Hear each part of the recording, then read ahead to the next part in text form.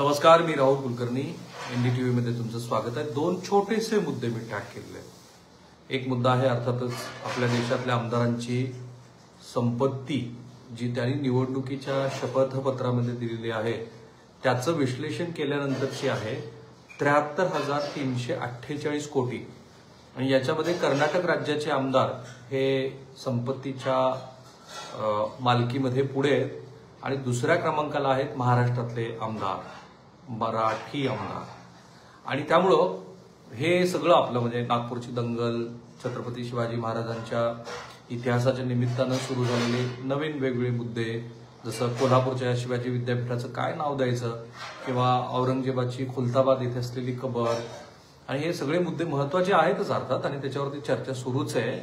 पण ते सुरू असताना त्याहून कदाचित सर्वसामान्य लोकांना असं वाटेल की ह्या मुद्द्याची चर्चा का नाही होत.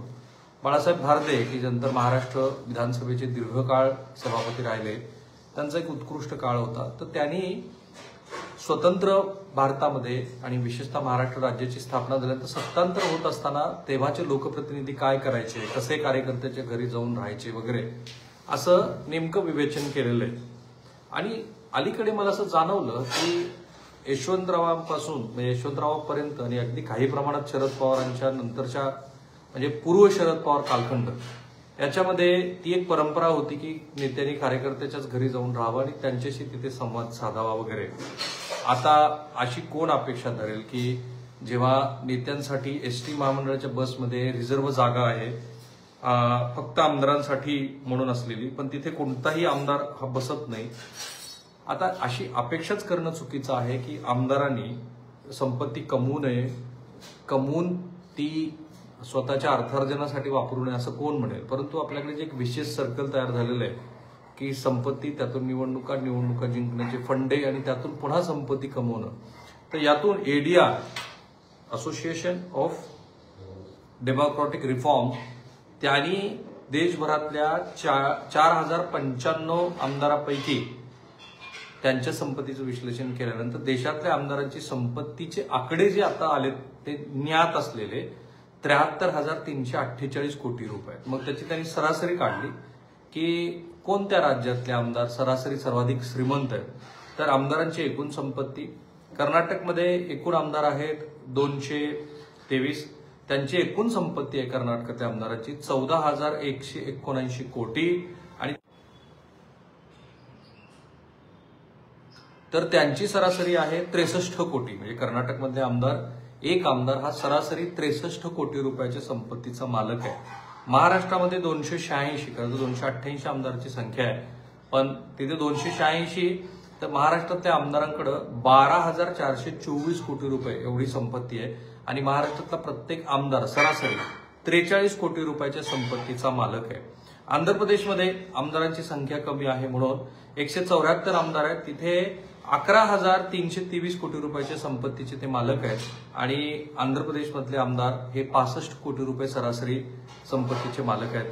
तेलंगणामध्ये 119 आमदार आहेत, तिथे 4,637 कोटी रुपयाची संपत्ती आहे, तिथले आमदार 38 कोटी रुपये एवढ्या सरासरी एक आमदार मालकीचा आहे. उत्तर प्रदेशमध्ये इंटरेस्टिंग आहे, उत्तर प्रदेशमध्ये सर्वाधिक आमदारांची संख्या आहे 403, तिथे एकूण आमदारांची संपत्ती आहे 3,247 आणि त्यांची जी संपत्तीची सरासरी येते ते 8 कोटी. गुजरातमध्ये आपल्या शेजारच्या 180 आमदारांची संख्या आहे, तिथे 3,009 कोटी रुपयाची त्यांची एकूण संपत्ती आहे आणि तिथे वार्षिक सरासरी आहे 16 कोटी रुपये. आता प्रश्न असाही पडला असेल की मग कोणत्या राष्ट्रीय पक्षाकडे सर्वाधिक श्रीमंत आमदार आहेत. तर पक्षनिहाय आमदारांची संख्या आहे भाजप 1,653, त्यांची संपत्ती आहे भाजपच्या आमदाराची 26,270 कोटी रुपये. काँग्रेस पक्ष दुसऱ्या क्रमांकाला आहे, त्यांच्याकडे 646 आमदार आहेत, पण त्यांच्याकडे असलेल्या आमदारांची संपत्ती आहे 17,357 कोटी रुपये. टीडीपी 134 आमदार आहेत, 9,108 कोटी रुपयाची संपत्ती त्यांच्याकडे आहे. अपक्ष 64 आमदार आहेत, त्यांच्याकडे 2,388. शिवसेना आत्ताची एकनाथ शिंदे यांची, त्यांच्याकडे 59 आमदार आहेत आणि त्यांच्याकडे 1,758 एवढे संपत्तीचे मालक असलेले आमदार आहेत. आता याच्यात राज्यनिहाय अब्जाधीश पण आहेत. आपल्या महाराष्ट्रामध्ये 18 अब्जाधीश आहेत, कर्नाटकमध्ये 31 अब्जाधीश आहेत, आंध्र प्रदेशमध्ये 27 अब्जाधीश आहेत, तेलंगणामध्ये 7, गुजरातमध्ये 5 आणि हरियाणामध्ये 5. आता राज्यनिहाय गुन्हे कुणाकडे किती आहेत याची माहिती काढली तर महाराष्ट्रामधल्या 187 आमदारापैकी म्हणजे त्यांच्यावरती जे गुन्हे दाखल आहेत त्याचं दुसऱ्या क्रमांकाचं तिसऱ्या क्रमांकाचं प्रमाण आहे. महाराष्ट्रातल्या 187 आमदारापैकी सरासरी 65% आमदारावरती गुन्हे दाखल आहेत. आंध्र प्रदेशमध्ये सगळ्यात जास्त 138%, म्हणजे जेवढे आमदार आहेत त्यापेक्षा जास्तचे त्यांच्यावरती गुन्हे दाखल आहेत. म्हणजे प्रत्येकावरती 2-2, 4-4 प्रकरणं दाखल आहेत. केरळमध्ये 56%, तेलंगणामध्ये 69%, तामिळनाडूमध्ये 132%, पण बहुतांश हे गुन्हे हे राजकीय स्वरूपाचे असू शकतात. तर भाजपचे गुन्हेगार प्रवृत्ती असलेले आमदार आहेत 39%, काँग्रेसकडे 52%, आपकडे 56%, सपाकडे 62%, डीएमकेकडे 74% आणि टीडीपीकडे 46%. आता मी जे आकडेवारी सांगितली तर हे जे विशेष सर्कल आहे त्याबद्दल आपण बोललो तर 43 कोटी रुपये ही सरासरी महाराष्ट्रातल्या आमदारांची संपत्ती आहे. ही ज्ञात त्यांनी शपथपत्रामध्ये दाखल केलेली संपत्ती आहे. याच्याशिवायच्या संपत्तीची आपण केवळ अंदाजच बांधू शकतो. आता काय झालं की समाजामध्ये सुद्धा ही चुकीची एक धारणा आहे की आमदारांनी व्यवसाय करू नये. माझं उलटं मत आहे की आमदारांनी एखादा दुसरा अधिकृत व्यवसाय करावा. म्हणजे ऑफिस ऑफ प्रॉफिट सारखी जी गोष्ट सांगितली जाते जी तद्दन खोटी आहे. ऑफिस ऑफ प्रॉफिटचा अर्थ काय तर आमदारांनी त्यांच्या मिळालेल्या फंडामध्ये किंवा त्यांचा कुठे फायनान्शियल जिथे इंटरेस्ट आहे त्या इंटरेस्टमध्ये इंटरेस्ट दाखवू नये आणि मग काहीतरी तिसरंच प्रकरण घडतं. जसं आता धनंजय मुंडे यांच्या संदर्भातलं एक प्रकरण बाहेर आलं की त्यांनी परळी थर्मलमध्ये काहीतरी टेंडर घेतलं होतं राखेच्या संदर्भातलं. एवी तेवी तेच घेतात, म्हणजे आमदारच मंडळी घेत असतात. तसं एखादं टेंडर त्यांनी घेतलं असेल परंतु ते ऑफिस ऑफ प्रॉफिटचा भाग आहे असं म्हटलं गेलं आणि त्यामुळे मग त्यांनी ते अधिकृतपणे सोडून दिलं. आज आपल्याकडे जे लोकप्रतिनिधी आहेत ते अधिकृत कुठलाच व्यवसाय करत नाहीत. ते एवढे गरीब आहेत की त्यांच्याकडे कोणतीही वापरासाठीची गाडी नाहीये. तर याचा सरळ अर्थ काय आहे की हे सरळ सरळ केवळ आणि केवळ संपत्तीचा व्यय म्हणजे आयात होत असताना सुद्धा काढलेले हे शॉर्टकट्स आहेत.